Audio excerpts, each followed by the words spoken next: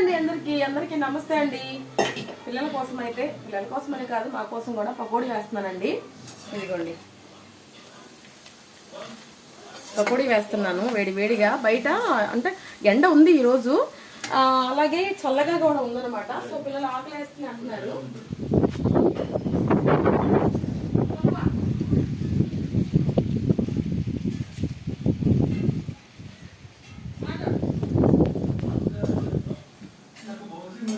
So ఒక వాయి అయితే అయిపోయిందండి, రెండో వాయికి మనం వేసుకుందాం మళ్ళీ.